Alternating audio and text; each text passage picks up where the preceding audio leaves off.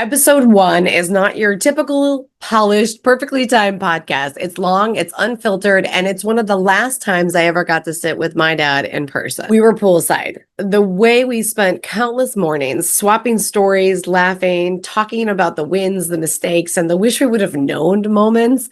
My parents open up about how they got their start in real estate development and construction. No safety net, no formal blueprint, just grit, integrity, and a can-do attitude that built an empire from nothing. This isn't a highlight reel, it is the real. The bootstrap deals, the partnerships they pieced together when the opportunity was too good to walk away from, the relationships they built the right way over years of showing up and doing what they said they'd do, the lessons they learned the hard way. And yeah, we're going to hear some cussing. So my dad, if you know John, was unapologetically himself, like he doesn't know how to be anybody else. So I wouldn't edit that out for anything. So if you got kids listening, maybe pop in your earbuds for this one. Here's my invitation. Don't rush this. You might listen to it in one sitting. You might need a few chunks. You might even need a box of Kleenex, but come sit at the table with us. Hear the deals, even the ones you might think, really? That's what you remember? Because buried in those details are the nuggets of the deals, the lessons that built everything. This is where real estate developer discussions with Katie Kim is different. We're not watching the clock. We're getting the real story, the knowledge, the heart. So pull up a chair. This one's personal and it's dedicated to the memory of my dad. I'm going to ask you guys some questions on how you got into development. Okay. Well, before we got into the development, you have to back up. Okay, well then back up. We got married. Well, We when you moved got into a married, you were duplex. We working. moved into an apartment. And then they sold the apartment. We had to move into another apartment. And we moved into that. So you're going to go all the way back when I say that? And then we bought a duplex. And then we lived, no sooner did we get in it and got it fixed up, we moved to Chicago. Well, wait a minute. You're missing a few things. Okay. What? When we got married, we moved in an apartment, which we had to manage 50 apartments as part of our rent, as our rent. So, Right. you know, and that was a good deal at the time because we didn't have the money. But we did all the repairs, all the maintenance, the cleaning of the public We learned hallways, a lot. and renting the units and taking applications. And So free, that's really not free. it wasn't really free rent.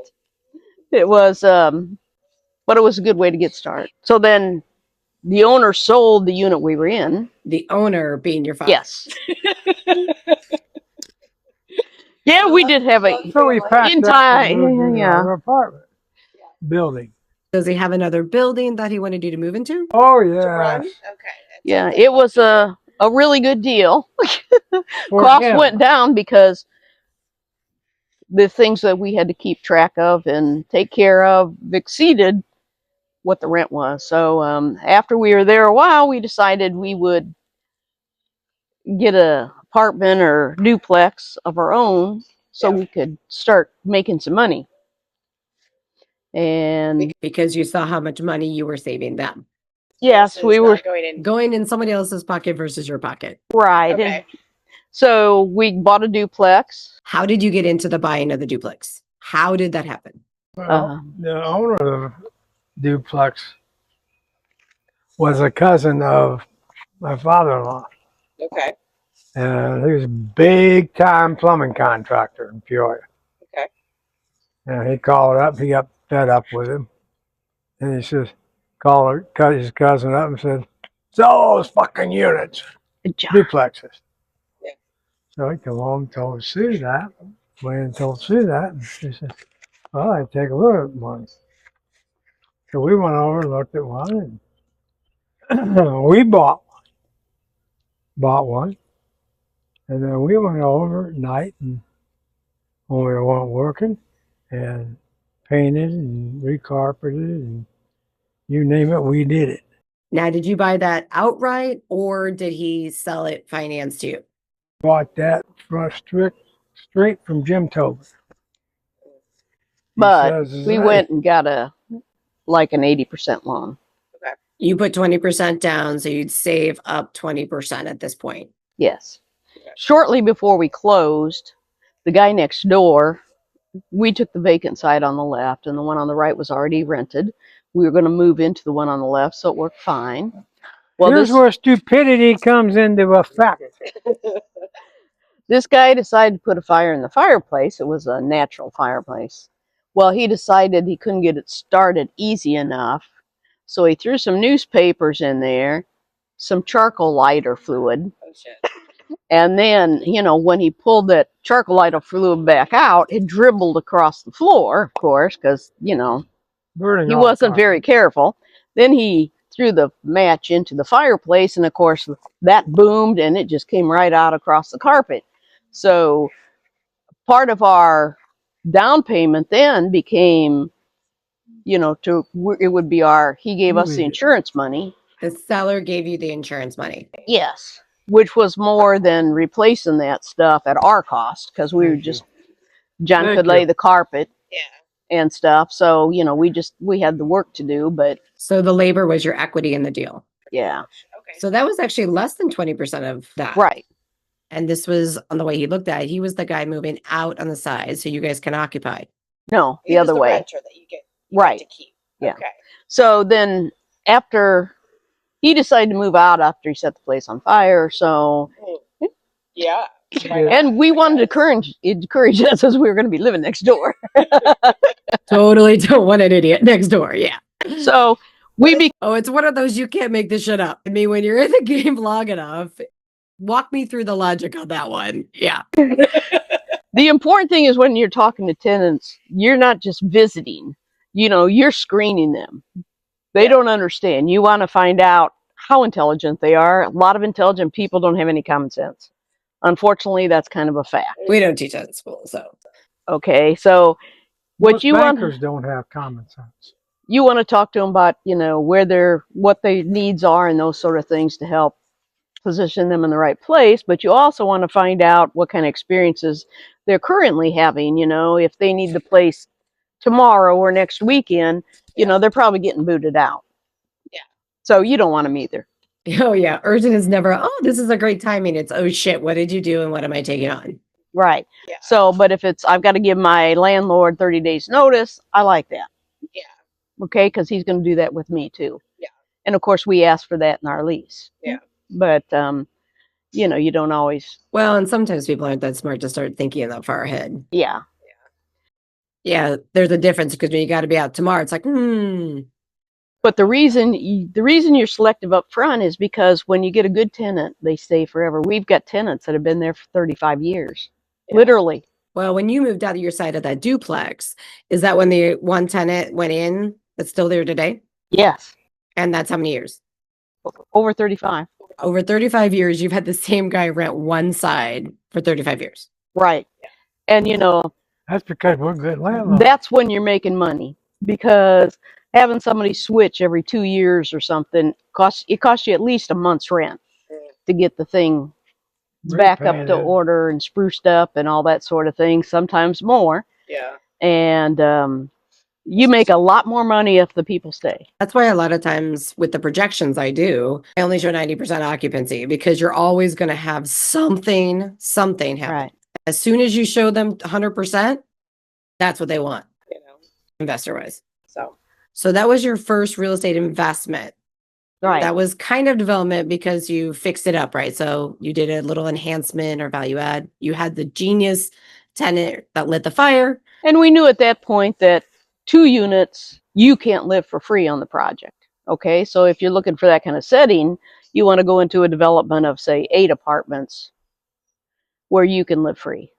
You still had to pay something to live there, right? Right. Yeah. But we were building equity, and we could write off our taxes. We could write off depreciation. So there's a lot of benefits to having rental property. Well, it's a different strategy for where you're at, right? Like one of the things that I teach is this time, talent, and treasure triangle, where at any point in time, you only have so much time, so much talent, so much treasure, and your strategy is at one point in time. Mm-hmm. And then as you start to get more of any one of these three, you may shift, right? So it's kind of where you at right now. Like we didn't have a lot of treasure, so we did this, right? Right. Location, location, location. Our duplex was on one of the busiest streets in the city of Peoria. Yeah. So you put a for rent sign in the front yard, I guarantee it'll be gone by nightfall. Yeah. I don't really remember that ever being vacant. I mean, I think the longest it was vacant was when we remodeled the kitchen. Right. Most times, you know, well, basically on one side, Yeah. you know, we had maybe a weekend or 2 weekends or something like that to get in there and take care of things because they wanted to move in pretty much as quickly as they could Been in there. to, and we wanted that too because, That's money. yes. So then after the duplex, what was next? Well, we were living in a duplex. We got the other side rented to a guy who worked for 7-Up, had a big route for 7-Up. And Sue and I went up to, with her folks to the Sherry Apartments, which my father-in-law and a couple of men owned. And we seen all these vacancies up there, and we couldn't understand that. And it was just like it was going downhill. You have 134 units. You know, you better have 134 units rented. That's a lot. Well, And TJ bought that out of foreclosure, right? I'm not sure. yeah. Okay. So we were packing up a little bit, and our neighbor on the other side of the duplex had a friend that was coming in to the Peoria market and was looking for a place. And they came over and asked Sue. Sue said, well, we're going to be moving to Chicago. This one's going to be available. Rented it right there on Sunday. So that was behind us. We didn't have to worry about that. Yeah. So we moved to Chicago and took over the management of 12-story apartment house. And that at 143? 134. 134, okay. With that kind of size, you're always going to have somebody moving in now. Just the numbers are, you know, the percentages. Somebody's going to get transferred, you know, whatever choices. School's going to be over and they're going to a different college, whatever. Life. Yeah. So, anyhow. Go ahead and tell them the last part of that story. Mom had a waiting list for people to move in after we had cleaned it up, turned it into the Taj Mahal. So how did you go about getting the waiting list? Well, John had gone and talked to the University of Illinois, which was close by, to get teachers or students for housing.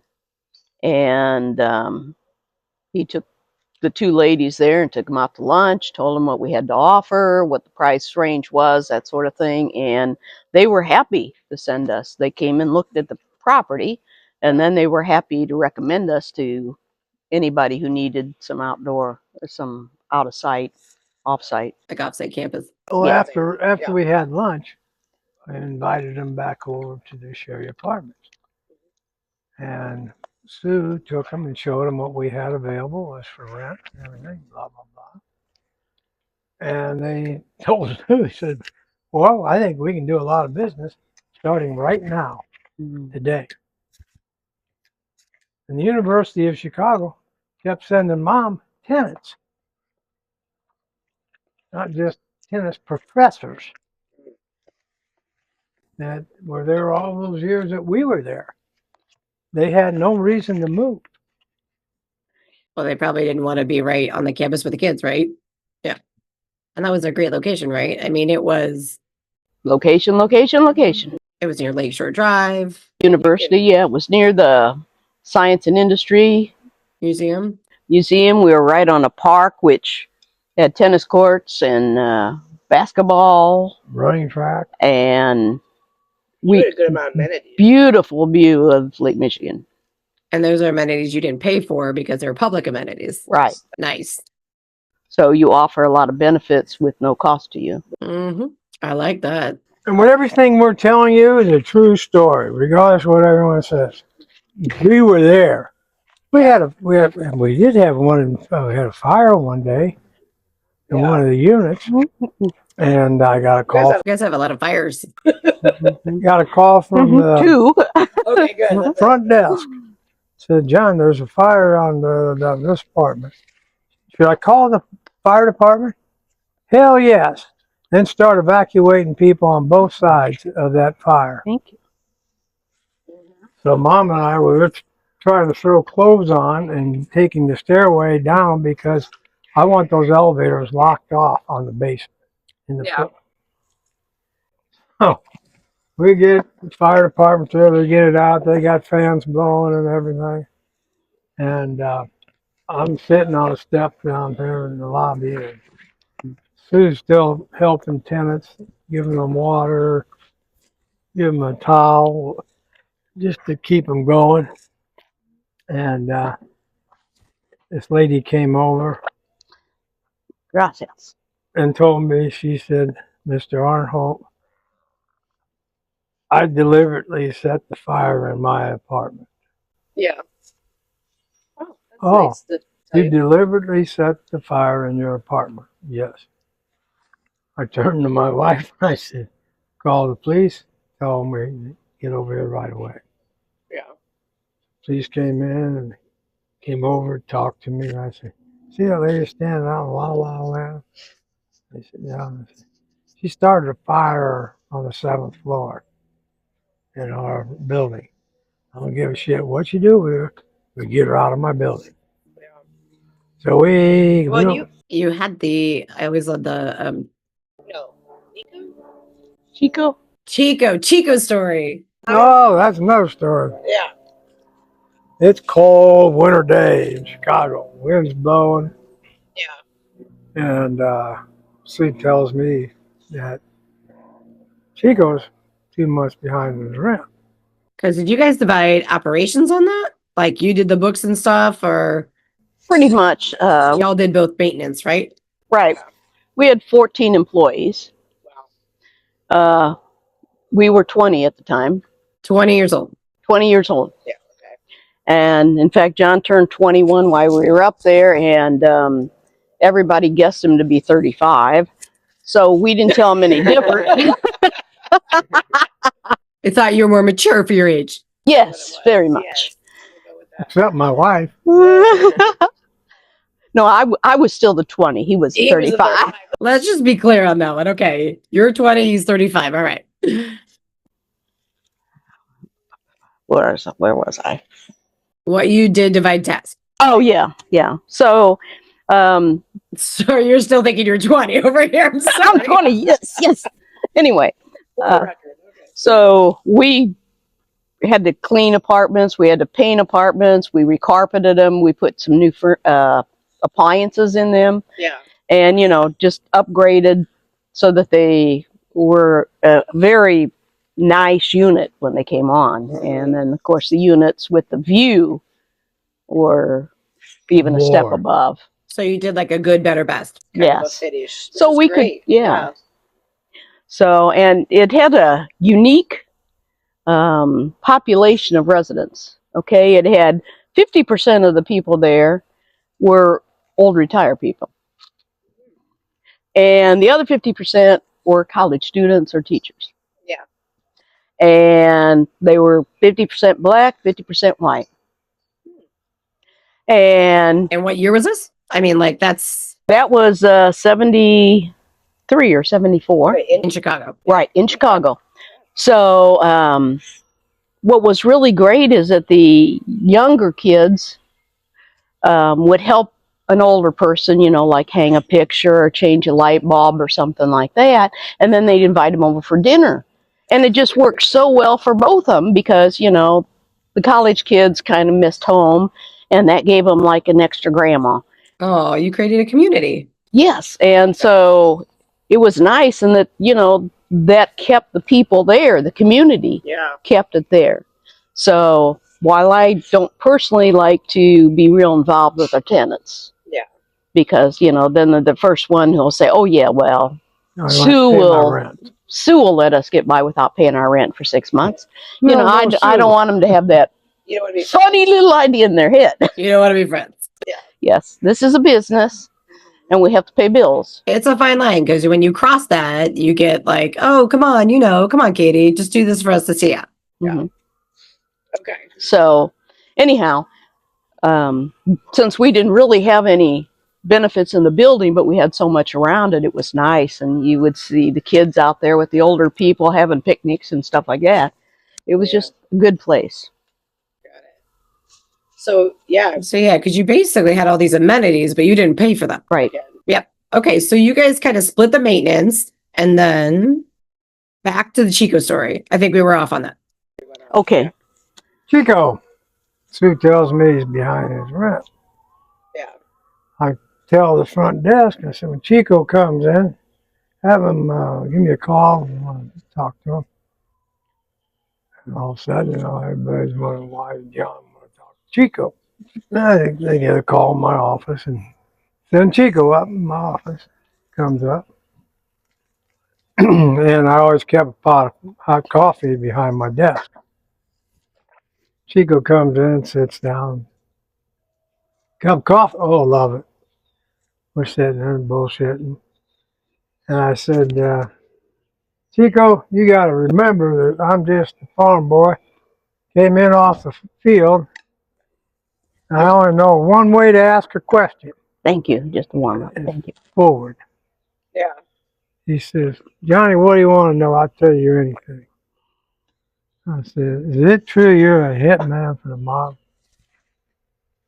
And with that, he put his coffee down on my desk, opened up his coat, pulled out his handgun, laid it down on my desk, and I'm peeing my pants. I just asked a hitman if that was what he did. Yeah.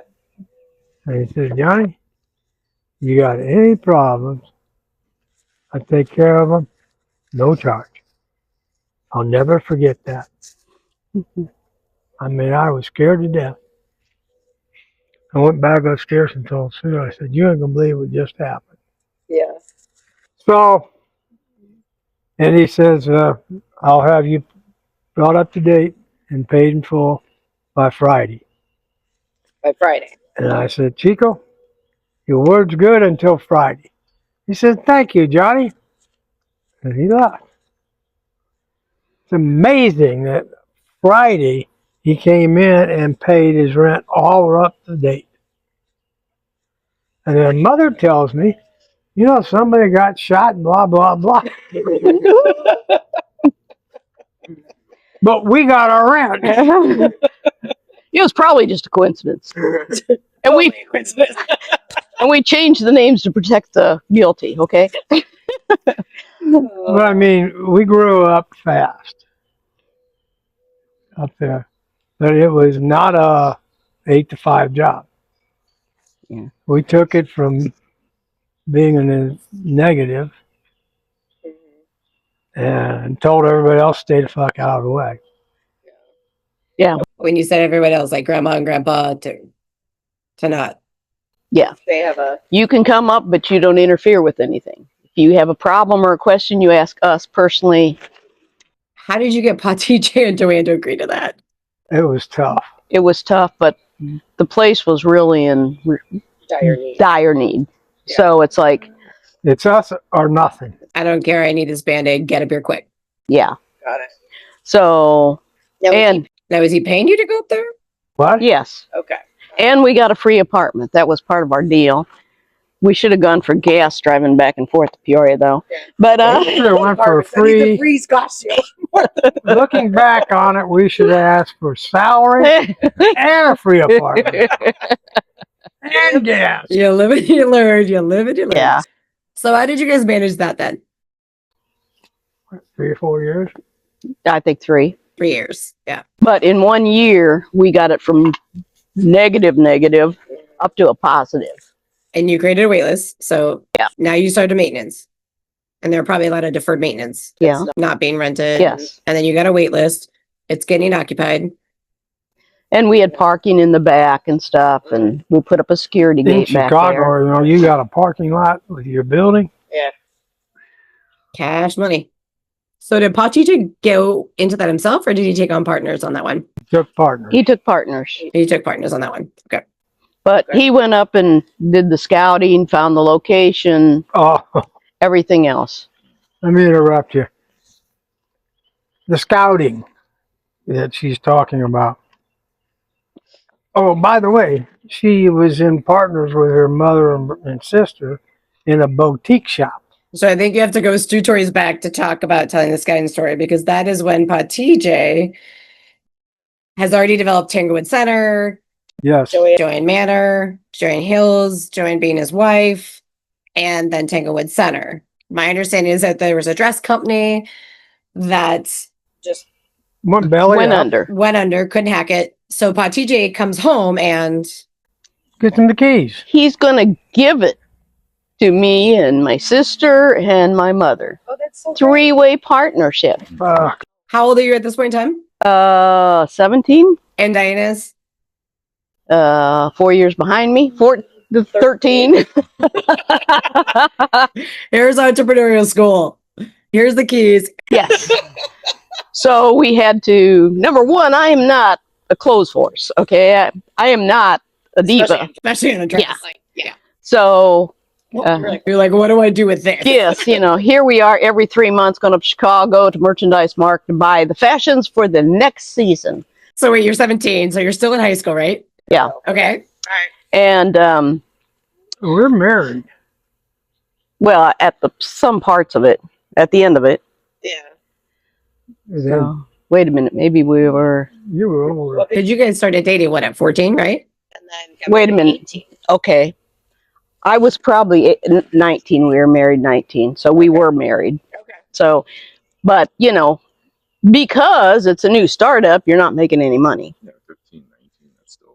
That's still an early age. Yeah. Business. So, And it's not only a business, it's an existing business that you're trying to get Bankrupt. out of the out business. of bankrupt. Yes. You're doing open heart surgery on a beating heart, right? Like impossible. Okay. So we, Diane and I, worked with Wait, is it grandma involved? Grandma was involved, but she did the books, so therefore she thought she should have money. Anyway, we were just clerks in the office selling the goods. Okay. So anyhow, Got to go to Chicago. we had to go to Chicago, rent a room up there. So then Dad came up with the idea that, oh, well, if we owned 134 apartments, we would get one apartment free, which of course he took the penthouse. Because you don't want to rent one weekend a year. Oh, they, Well, the four. The 4 weekends, sorry, 4 weekends. Did the math. Grandpa said if he's going to stop at the gas station, he runs in and gets a 6-pack of beer. Shocker. They're at the show. Yeah. They're going through it. Grandpa and I are going to drive around. He gets his beer. He says, go here, go there. He said, pull in here and park. I said, what do you think of that building? It's tall. What more am I going to say? That's all I can see. Yeah. He said, I think we can make some money out of that. I said, well, if you think you can make some money, you ought to buy it. So you encouraged him.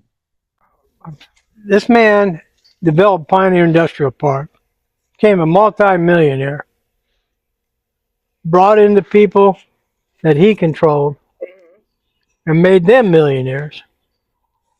Yeah, I know Wilkins says that every time I see him, he's like, your grandfather made me a lot of money. That's true.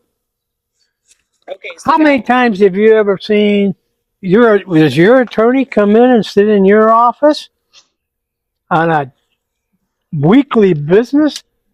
Meeting with no cost. Yeah, no cost. Well, there's a cost. He wants to be in the development of the next one. Arbor Johnson was his personal friend, attorney, and investor. Yeah. He would walk in the door. I mean, he was 200 pounds and about 4 foot. And 4 foot. I mean, he was heavy dude. Yeah, but he was probably 5'7". So he would come in the door, and everybody knew you didn't. Arbor walked right in there, shut the door. Just wanted to know how things are going. And he never drank. Arbor never drank.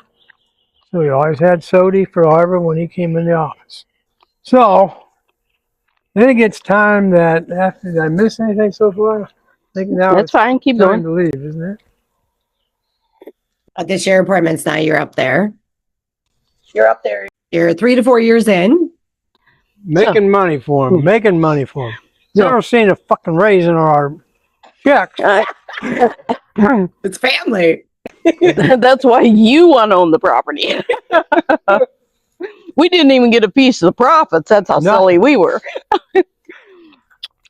So we decided. So hindsight, how would have you negotiated that deal? I'm a little bit different.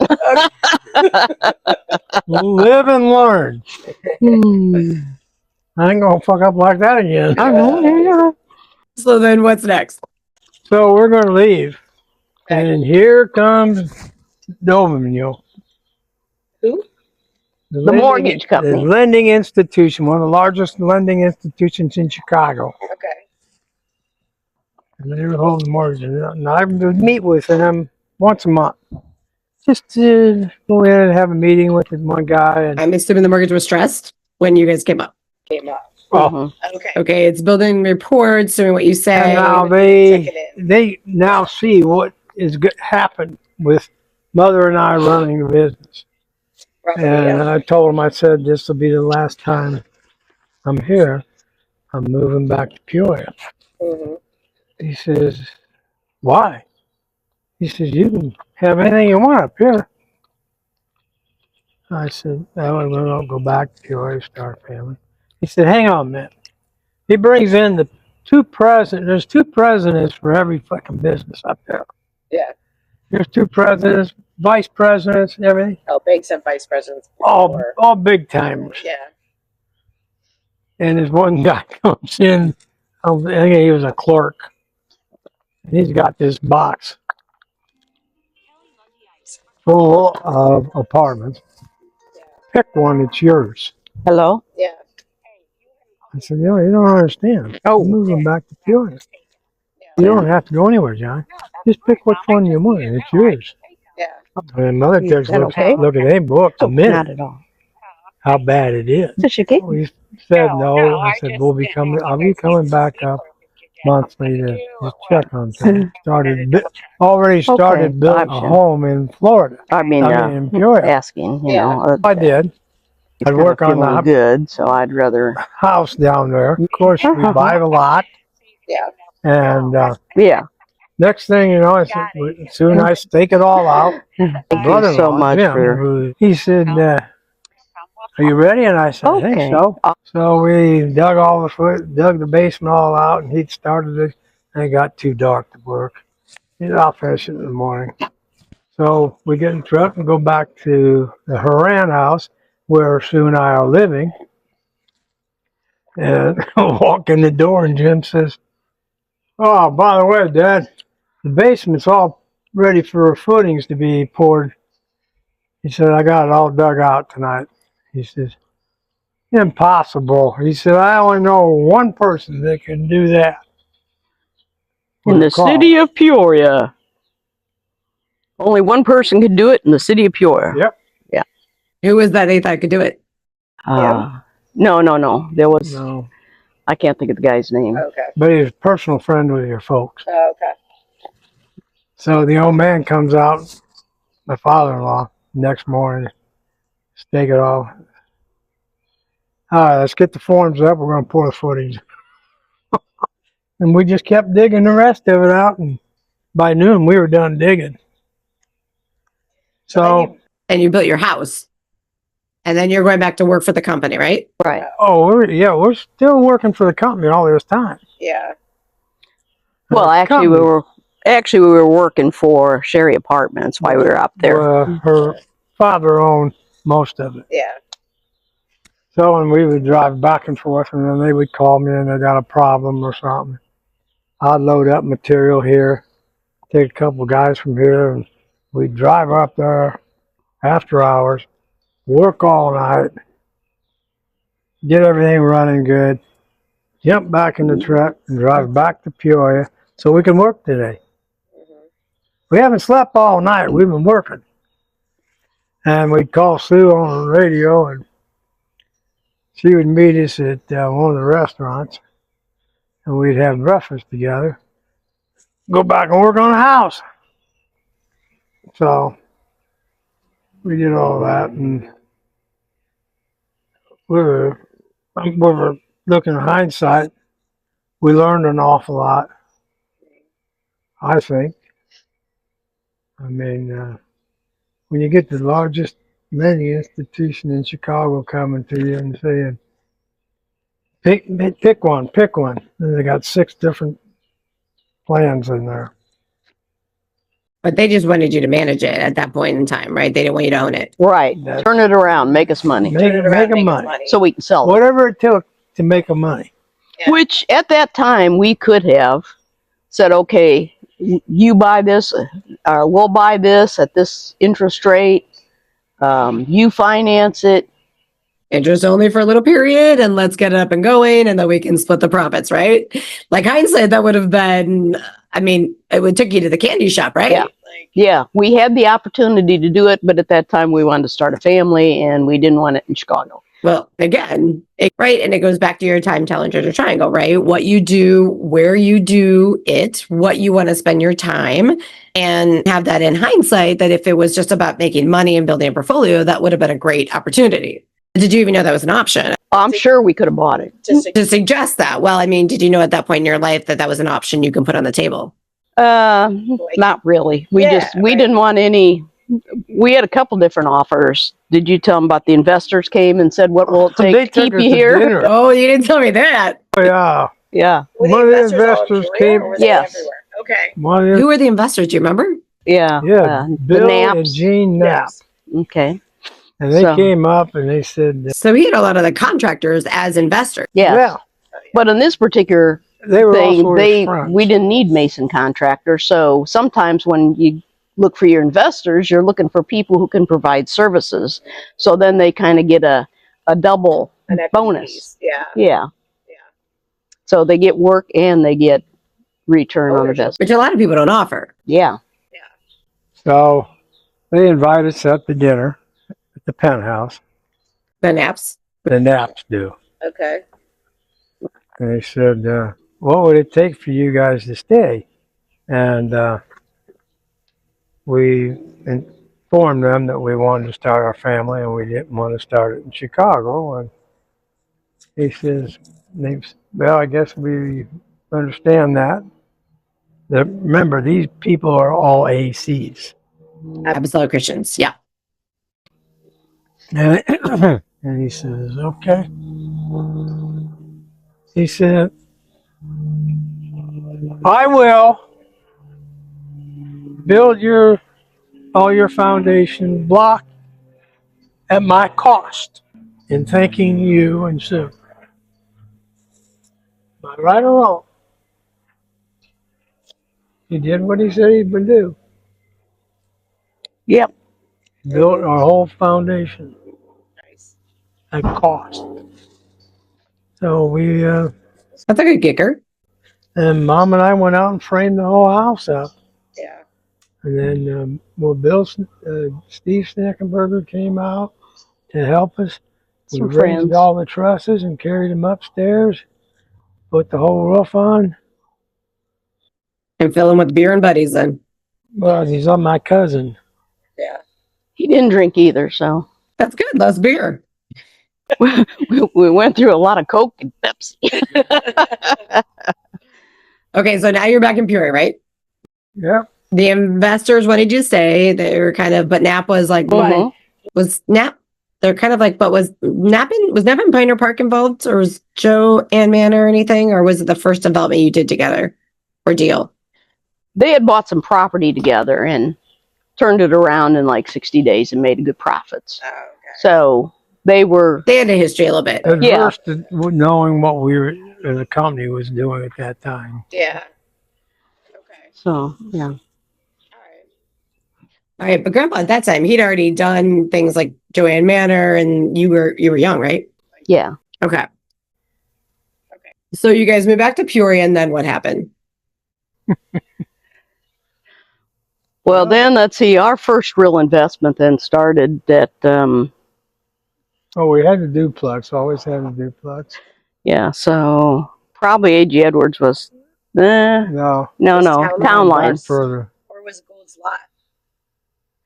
Well, we bought Gold's Lot, and we got that at a good price. And That was from a nap, That was from Nap, okay? and Because he was in on Pioneer Park, right? So he had some property, okay? right. So we bought one lot, and my uncle Mike Oh, the other bought lot. the other lot, Which was adjacent to, which was they were adjacent. and it was adjacent to the Racquet Club. Yes. Right, okay. So we got the lot right next to the racket club because I thought, if that ever wants to expand or pick up more parking or something, we're right in the right spot. Which You went and came got through. Marvin. So you went and got Marvin Gardens is what you're saying. You just went and got the spot next to it. I don't know what I'm going to do with it. Yes. It's a strategic play. Exactly. Location. How did you buy that lot? That was kind of interesting. We bought it for $35,000. Okay. We agreed to pay $7,000 a year With the bank or the owner? with the owner. With the owner. Okay. Mhm. Out of So seller financing, right? 7 a year. and so I don't know how we did it, but we were able to put together $7,000 every year. Okay, what was the interest rate, or was it just 7,000? So many payments of 7,000. 5 payments, $7,000. So no interest, just 35 grand out the door. Yeah. So did you have a deed the day one? No, we Got paid the it. deed. You got the deed after the last payment. Right. Okay. So let's see what else. Well, don't you remember that lot? I remember that lot. Mowed it. Oh, I don't know if I mowed that lot. By the time she was mowing, I think we had already rented it to the Yeah, place hold next on. So, door. okay. So you got it for 35 and you said you don't know how you made those payments, but by the grace of God, Exactly. you always had enough for that 7K. Well, I think that's when he started snow plowing. Okay. So we Yeah, were I never able to seen any take of that frickin' money. $7,000 a year, or most of it, out of snow plowing.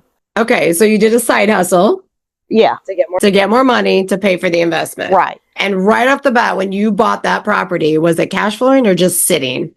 It was just a lot. It was, Just a lot. So you had taxes and but the taxes were insignificant. yeah, because it's land. Yeah. Yeah. Okay. So, anyhow, that's Well- how we did that deal.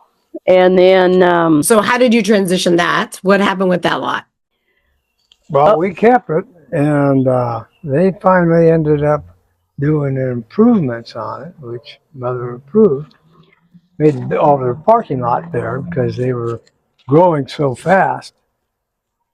The Racket Club. The Racket Club gets sold, didn't it, before you guys got the money or no? no, the racket club came to us and they wanted that for parking. And so we rented them at a very reasonable rate. And they And- paid for all improvements. And they paid for all the blacktop and everything. Okay. And so, and they did that. We probably had that 6 or 7 years before they came back and said they wanted to buy that property because they had a buyer for the whole thing. Yeah. Okay. So, and that's when you got involved. That was my first deal. Yeah, which Yes. basically sheltered the rate of taxes we had to pay because of your income level. What people do when they know the strategy and they know the rules and they know how to play the rules and play the game. This was your idea, or was this your attorney's idea? How did you know to structure the deal on that? It was kind of my idea Okay. because, we were wishing we had a lower, tax rate, but guess what? Our daughters do. Well, and that's That's what I think sometimes where the best ideas come from, right? And like in a perfect world, I would like to do this. And then you go to your team and say, make it happen. Like, how do we make this happen? Or then your attorney comes back and says, you can't, you can do this, you tweak Right. it right. And that's how it Right. happened. Figure out how we can do this legally. Yeah. And so basically we had to sell the property to our daughters. Yep. And that happened at the closing with the buyer. yeah. They were asking, So it was what one. the hell's going on here? Where papers are sliding all over. You're signing, she's signing, I'm signing. And she said, hang on a minute, we'll be just about done. I'll never forget that. Yep. We were just, You didn't tell them what you were doing at the time or what had happened. oh, They don't need to know. they want don't the need property, to know. we They want the their property. money. They don't care who owns it. Yeah. So, Well, your anyway. mother went in debt before you were born. So that worked out well for everybody. So then you did all the signing. Did you ever tell them what was happening at closing or no? Well, Eventually. somewhat limited. Yeah. Okay, got it. All right. So this is part of our inheritance, Building. Yeah. Yes. Okay. So anyhow, it worked out well. And But see, those are the things that people don't know out of the gate, right? It is if you don't ever think, could we do this or challenge your team? You don't ever grow in those things. And I think that that's like leveling up. Like everybody can play real estate investing at one level, but there's like another next level, right? And it start to coloring outside of the lines, exactly. right? But you can't unless you're in the room with the people that can help you do it. Right. And that's why you want to carefully pick your advisors, because they're going to help you save money. Yeah. Or And make succeed. you money. Yeah. So then, but wasn't that lot before you sold it, wasn't that lot used to buy Town Line or no? Yes. Okay. Yes. And then, Town Line was before A.G. Edwards, right? Yeah. yes. Okay, the first. No, No, wait a minute. no. We built Town Line before A.G. Edwards. Okay. And we bought that because I was leaving the shop one night late. And I pulled up to University Street there. And here comes 4 or 5 joggers. Yeah. And I'm tired and I just want to go home. And I just wave them on. Let them go, being nice. I'm being nice. Good job. What's the odds of that, I huh? know. And the last jogger jogs up, comes over to my door. Yeah. And I said, can I help you? He said, you guys build and lease buildings, don't you? Yes, sir, we do. He said, I'm Steve with Dover Elevator. I want a new building and warehouse. I said, I'll be over and see you in the morning. They said, thank you. Went over, sat and talked to him, told me what was going on. I said, I'm going to go get my wife, who's a broker, and you guys figure out where you want it. I went into Sue's office. She's on the phone. I'm sitting on the couch. Come on, come on, come on. I'll never forget that. She got off the phone and said, what? I said, get your briefcase, get in your car, go over to Dover Elevator. He wants a brand new building and warehouse. He wants to rent it. Well, by the time I got finished saying that, she was ready, right behind me going out the door. She went over there. They drove all over Pioneer Park. Came back to the same spot all the time. So he says, well, let me see what I can do about getting that lot, and we'll go from there. And how did you go about getting that lot? Okay. Well, So he was nice and he got the opportunity. And it was also your guys' brand, right? Yes. I mean, it's a different conversation, but like it's having people know what you do and how you do it so that they come to you or think of you, right? right. So we used the rent off that lot because we had paid cash for the lot, basically. Yep. You had 5 payments of 7,000. Yep. So then all we really had at that point was the tax bill, which was minimal. Yeah. Okay. So we used that as collateral towards that building. So they were letting us Towards the lot, right? towards the lot. Did you go for financing for the whole thing? Whole thing. That was like, yeah. Smart. Okay. And then the bank, because we had A.G. Edwards. No, A.J. was we don't have yet. Yeah, I think we did. Because I'm not sure. Okay, but whatever. Yeah. At Town Line, we told them this income. We could show that we had been getting this income every month for the lot. And then that was our down payment plus our work. Yeah. Because the construction company, we could use some of our profit and stuff for our down payment. So we really didn't have to come up with any cash on that. But your profit on the deal. Yes. Yeah. and we scheduled that. We bought the whole lot. And we were able to put the original building plus 2 additions on. Yeah. So it became a phase project. yeah. So we went from 8,000 square feet to 21,560. Over time. Yeah, Yeah, so you like got about 3 years. No, Because you'd get another tenant and say, we'll do this building for you, your 50% rule. Right. We'll make it exactly to your specs. You know, we can do anything. Yep. so now we back up a little bit. You hear the whole story. Yeah. Those are all, stop and dissect them. Those are all act of God Yeah. to put me when I'm on dead tired, contact with who started this whole thing. And then this Maloof has got a customer and they're showing him around Pioneer Park, and he sees Dover Mill elevators. Dover, excuse me. He says, pull in there. So they pull in, he jumps out of the car. His clients is pulling. Their Yeah. client Yeah. jumps out of the car and goes in. He went to college and they were in the same frat deal as the manager Of there. Dover. Oh yeah. He gets back in the car and tells him, go down to Horan's office. I want my office and warehouse right there. Which brought on the next edition. Oh wow. Okay. Yeah. And It's relationships. then when he left, Yeah. Dover Elevator called me and said, this guy came here and he definitely wants to be located next to us. So that was easier to negotiate that deal. There's motivation. It's called a And- God incident. And we took And that. what we got to do, we just got to slow down and watch how things pan out, but ask for help before you start. Yeah. From So- upstairs. So since the realtor involved, the other realtor, had no time to speak of Yeah. in the pursuit of a property location, they were happy to take a discount on their size, their commission. After Mother talked to him. Yeah. You have to guide people sometimes. And that's, you know, and I was a broker at the time too. And so everything we bought, I got, you know, like the listing side or the selling side of the contract. So, you know, that's always a good thing to have. Yeah. And I also, You put that towards your equity, I'm assuming, right. Yeah.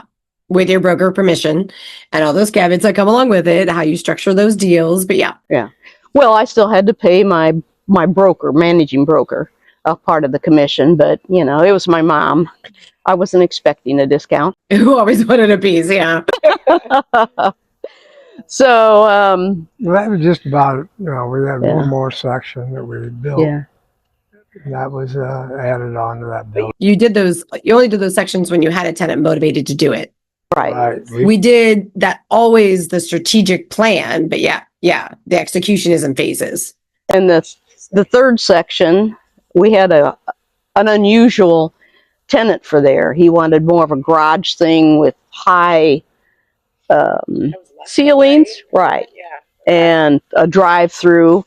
So, but because we were doing the design, we could make everything look good from the street and everything, but still have everything he needed. Function wise. Yeah, and Yeah. so we spec the front part of the thing, which we actually took about 2,000 square foot for our own So, storage, and then the front became a chiropractic office.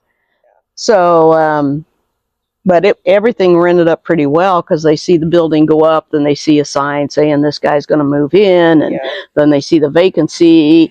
You know, everybody wants to get in on it. It's a new building. That's what I love about when you say location is your construction is your billboard. Right. You know, that's what's going on. What's happening? Every curiosity, right? There's a FOMO. What's happening there? Is that good? Do I want it? Do I want to know who's like? I like so. That building's done. Yeah. So Mother was, oh, it was your birthday or something. She wanted these lions to go at the end of the driveway. Okay. So we drove over to Germantown, found this place, found the lines that she wanted, bought them, came home. We're digging, making flat on each side of our driveway to put these lines this tall, all concrete. Oh, God. I was just, and all of a sudden, our neighbor, which we did not know, because he had just bought, and then he was out on his little John Deere tractor cutting the yard. And he comes over to us and he said, I like the lions. I said, well, thank you. It's a birthday gift. And he says, you guys build and lease buildings, don't you? Thank you, God. Yes, we do. So he talks to him and he says, I'll call you tomorrow morning because the boss with Wells Fargo listens to me. Calls him. Sue goes over, spends a day driving around Pioneer Park, driving up and down Knoxville. He keeps coming back to this spot. I said, I want my office right there. Okay, let me see what we can do. We bought it. I went ahead and started digging footings. And we just, Sue made the deal happen.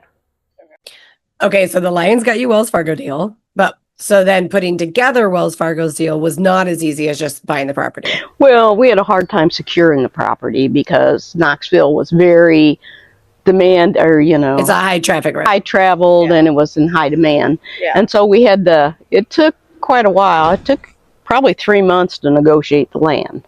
Okay. And but one of the best things about that deal Yeah. is when I called the bank and told them I needed $1 million, they just said, okay, we'll get that for you. And that was fun. That was the first time that ever happened. Yeah. Okay. Yeah. So, I had told them who the tenant was and what the lease term was and all that sort of thing. And just the fact that, okay, now we're not just somebody they're worried about. They know that we can perform, we can deliver. Now you've built up that relationship with them. You did what you say you're going to do. We're going to make this happen. Yeah. And later on, they increased their lending limit for us for the first time. Yeah. And that was kind of nice too. That's super good. So- We were out there in the snow. We were building all the walls in the shop. Yeah. Had a crew in there building. Wayne was in there making sure everything was the measurement we needed. And I was out in the field. We were bringing in on the low boy as many walls as we could, backing up with the dump truck and the trailer.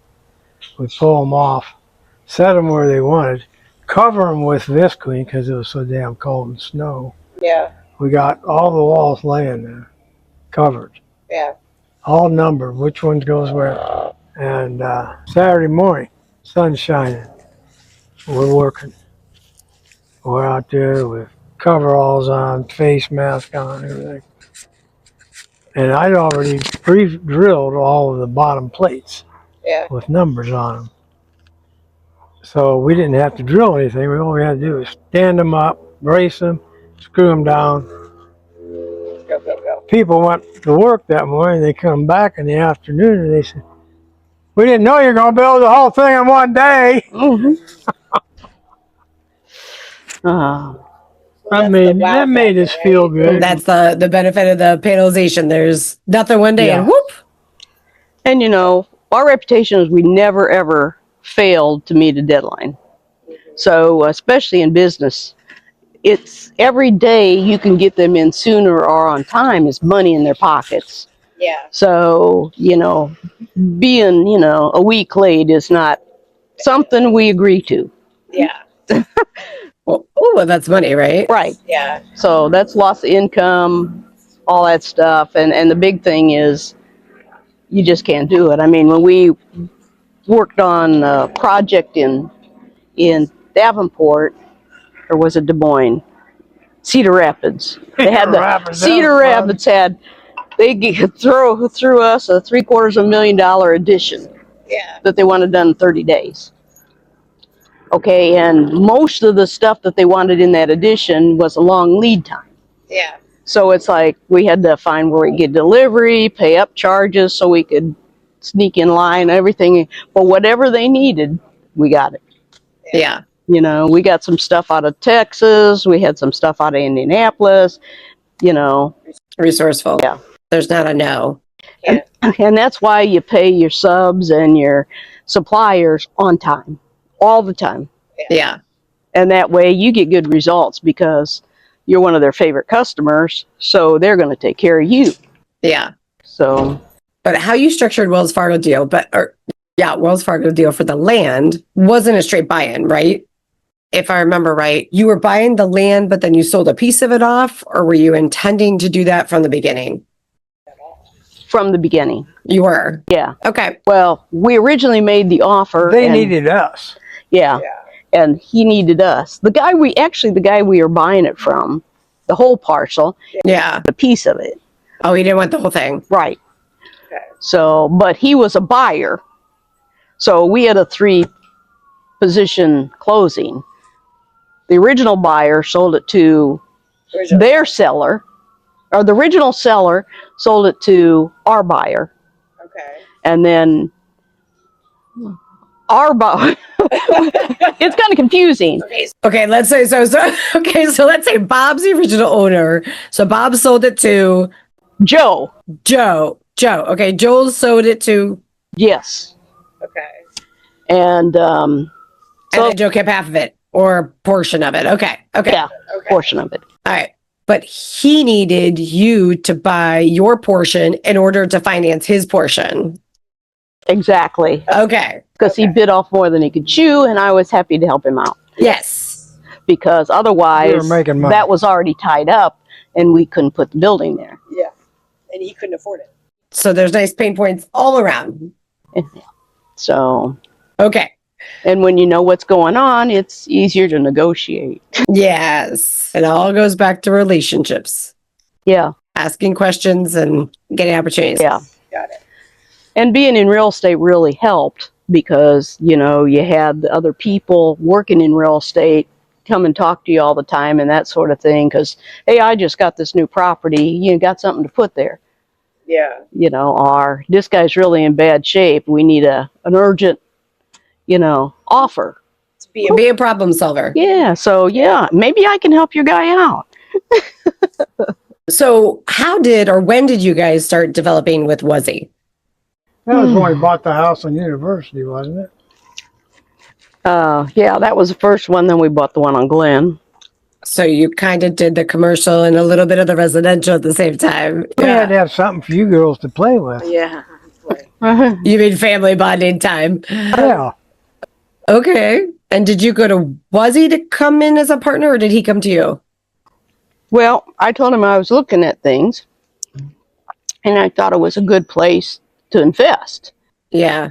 Okay, so he said, well, okay, he'd take a look at the numbers. Well, I called the bank that had it Yeah. and said, you know, here's what I'd like to do, and I'd like to not have to put any down payment down. Yeah. Because I'm going to fix it all up. Yeah. So that's going to be my down payment. Yeah. And okay, they already knew my track record. Yeah. So they knew it wasn't a thing that, Bullshit. yeah. It wasn't fluff. So, I mean, we bought that. Actually, they gave us $1,500 when we closed the deal at the bank. They gave us earnest money. So it worked out well, and we turned it around. We bought it for, I don't know, 28 or something. We sold it for 65. We had probably 20,000 in it, maybe. Did Wuzzy invest with Grandpa? No. No, So it was the first time I invest with you guys. right. But he was buddies with Grandpa. Wuzzy was making sure that Yeah. she was all right. After Grandpa passed. So you guys didn't start investing until after Grandpa passed? Well, With Wuzzy. yeah, right. With Wuzzy. Yeah, okay. Wuzzy spent more time at the coffee shop at McDonald's in the morning than I did with his own company, having coffee with Sue. Well, we just talked about things that were options and things he could make more money than in the bank. So he was giving you advice on the business side and you were giving him advice on the investment side. And it was a nice little CEO roundtable. Right. Yeah. Yeah, nice. So Create those very informal. So basically he was like, I want in. So did he just yeah, get on the loan for the liability standpoint or did he put any money in? no, None of you. None of you put money into the first no deal. money. He just signed the note. Yeah. I'm assuming he's on the note. Yeah, he was in for half. Yeah. So then after that worked out, we went over and bought the house on. And he was shocked to get a check, if I remember right. Right, because he had Never got money. Never made money. Oh, because he had invested some of his kids' stuff or something. We'll just make it high level or something. Well, actually, it was some of his subcontractors and generals couldn't pay him, so they gave him pieces of their properties, and they were all On dogs. that table. Oh, yeah?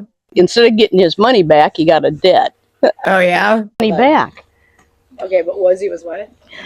He was happy to get an investment that actually paid money back. That was a new thing for him. I mean, he was in with Wait, shouldn't name attorneys names. Yeah. and never made any money. Yeah. And So, he was on his deathbed when we stopped over to see him. I mean, he was just about gone. And the first thing he asked me, he says, I don't owe you any money, do I? Hell no, you made me money. Oh, okay. the way I finally got somebody for that Yeah. lot, that was the middle street of the whole city at that time. University Street. Glen. So let's get back to you guys in Wuzzy and on Glen. Yeah. Okay. And so position wise, a lot of traffic. They were increasing the side of the street. Mhm. And so anyhow, we bought there and then we had the sign up. We talked to a bunch of people. And nobody was really interested in it because it wasn't big enough for a lot of people. It Yeah. was more for a small building. Yeah. And I sent everybody, I got a set of invitations. Yeah. And I invited them to the opening of their new office at such and such a address, 910 Glen. And, then I gave them a time and a place and an RSV for who to call. Say for reservations, call this number, and we'd be glad to show you what your new office is going to look like. Guy called up and said, I want it. So sometimes just something strange, something different works for you. I like that approach. That's pretty creative. And this guy was looking for an office.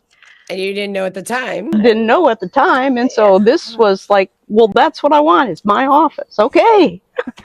I'm all set. Let's go. What do I sign?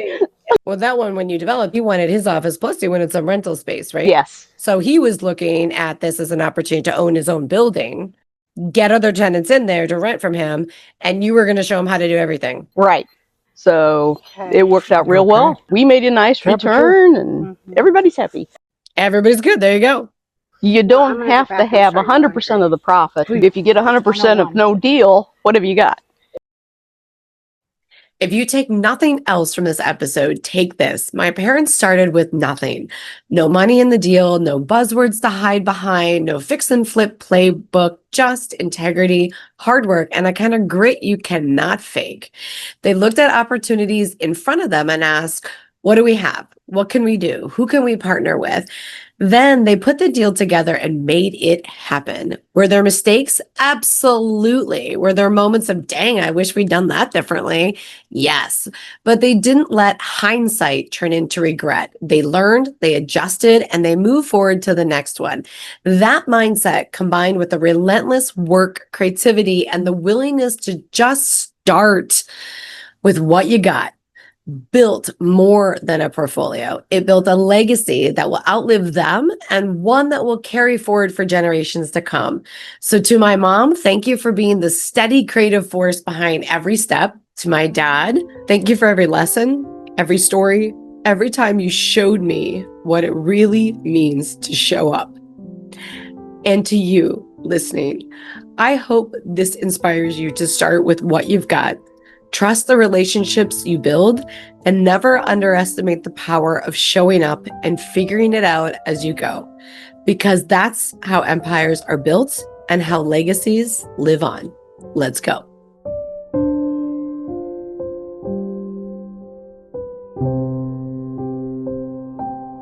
The information in this podcast is for educational and informational purposes only. It is not legal advice. It's not financial advice. It's not investment advice. Real estate development, like any investment, carries risk. Before you make decisions, you should always consult a licensed professional, your attorney, your CPA, or your financial advisor, to name a few, to make sure you're making the right choice for your situation. I'm here to share insights and strategy, but you're responsible for your own decisions, and each situation is unique. So make sure you contact your professional team to give you your specific guidance for your specific case, as each real estate development's different and unique and has its own challenges and opportunities. Hey, real quick before you go, I want to speak straight to the part of you that's been listening and thinking, I can do this. I want to do this. I just don't know where to start. I've got you. At the Katie Kim educational platform, we've built a full menu of ways to help you step into real estate development wherever you are on your journey. So let me break it down for you. Not sure if development is your lane yet? Start with our free live masterclass. It's 1 hour with me, real talk, real examples, no fluff. You'll get an overview of the development process, how I teach, and how to start thinking like a developer. You can even bring your questions about a deal you're considering. If you leave that session thinking, this is for me, then let's talk about the next step. If you're ready to take action and stop just listening and learning, you need the Real Estate Developer 101 Bootcamp. It's a live 4-hour working session with me, and I don't hold back. We do reps, you get real tools and templates, and you walk away with a strategy and a game plan. And this is where you stop watching from the sidelines and start doing. And if you're already doing deals, but you want a bigger, sharper, and more strategy, then that's where the Real Estate Development Academy comes in. It's our flagship program where we guide you through the full development life cycle, from land acquisition to deal structure to economic incentives to getting your project funded. You get me live every week, plus a community of doers, not dabblers. And if you're ready to level all the way up, or maybe you just want a second set of expertise on your deal, someone to help you walk through, guide you, and troubleshoot, that's where our consulting options come into play. We can do it with you, or we can do it for you. So if you're still not sure where to begin, that's okay. Book a call. Head to katiekim.com or click the link in the show notes, and we'll help figure out the best first step or next step based on your goals in your life. No pressure, just clarity. This is your time. If that voice inside you is saying, let's go, then let's go. Because the only thing between where you are and where you want to be is movement. Thanks for listening to Real Estate Developer Discussions with Katie Kim. I'll see you on the inside.